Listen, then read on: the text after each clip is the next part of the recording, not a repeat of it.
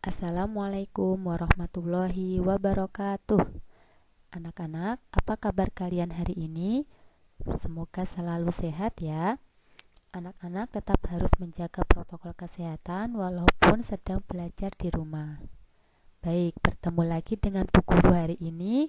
Kita akan belajar tema 3, subtema 1, pembelajaran 6. Anak-anak, masih ingatkah kalian tentang musyawarah? Anak-anak sudah melakukan musyawarah bersama anggota keluarga. Nah, apakah pengalaman yang anak-anak dapatkan dari musyawarah?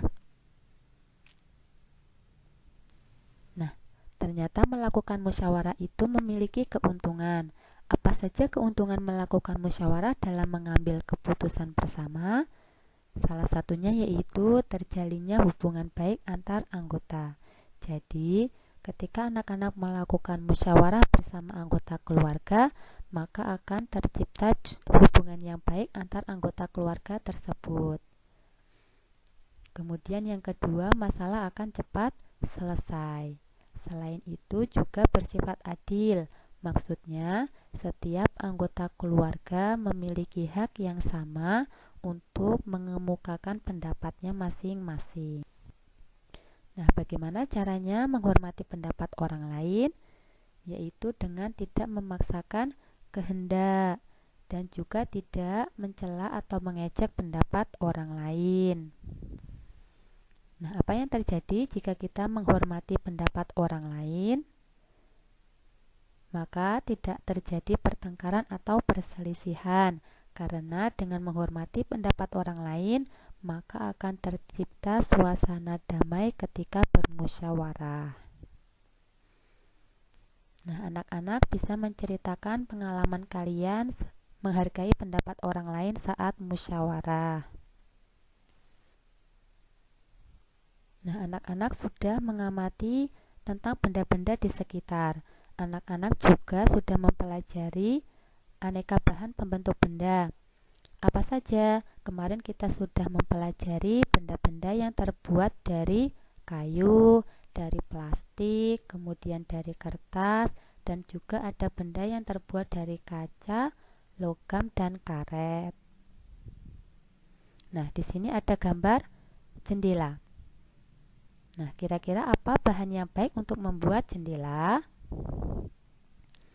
Nah, kita harus memilih bahan yang tepat untuk membuat benda, karena pemilihan bahan yang baik akan dapat menjadikan benda berfungsi secara maksimal. Anak-anak akan menyelidiki bahan pembentuk suatu benda. Untuk melakukannya, anak-anak harus memperhatikan cara kerja berikut. Yang pertama yaitu menentukan benda yang akan anak-anak selidiki. Pilih beberapa benda di sekitar kalian. Kemudian, tentukan bahan yang terbaik untuk membuat atau membentuk benda tersebut.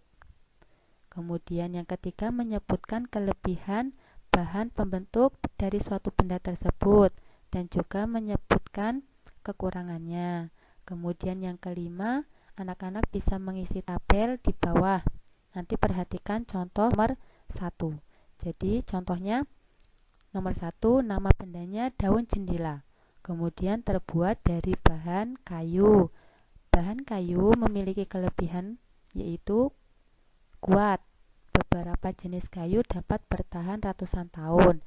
Kekurangannya apa? Dapat terkena rayap dan mudah terbakar. Kemudian juga bahan pembentuknya yaitu aluminium. Kelebihannya ringan, tidak dapat dimakan rayap.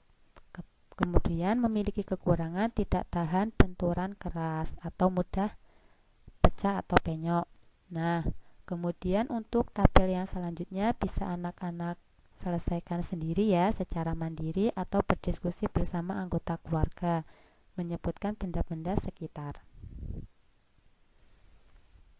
Nah, masih ingatkah kalian tentang nama benda tersebut?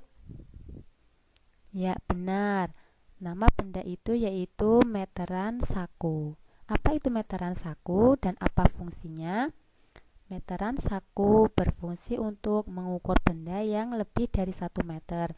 Jadi ketika anak-anak mengukur benda yang panjang sekali, itu dapat menggunakan satuan ini, menggunakan meteran saku.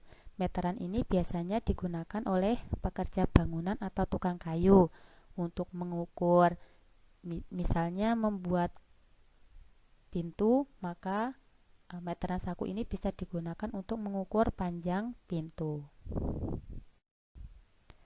Nah, perhatikan gambar di samping. Di sini ada Siti. Siti ternyata akan menata ulang kamar tidurnya. Sebelum menata, Siti mengukur benda-benda di kamarnya. Maka anak-anak akan membantu Siti untuk mengukur benda-benda di kamarnya. Nah, benda-benda yang di kamar Siti itu ada apa saja? Perhatikan tugas berikut. Nah, di sini ada beberapa ukuran. Kemarin anak-anak pada pembelajaran kelima sudah belajar tentang mengubah suatu satuan ukuran. Ada meter menjadi sentimeter ataupun sebaliknya, dari sentimeter menjadi meter. Nah, silakan anak-anak kerjakan tugas berikut di buku kalian ya. Sampai nomor selanjutnya. Nah, sekian dulu pembelajaran hari ini. Belajar ya. Bu Guru akhiri. Wassalamualaikum warahmatullahi wabarakatuh.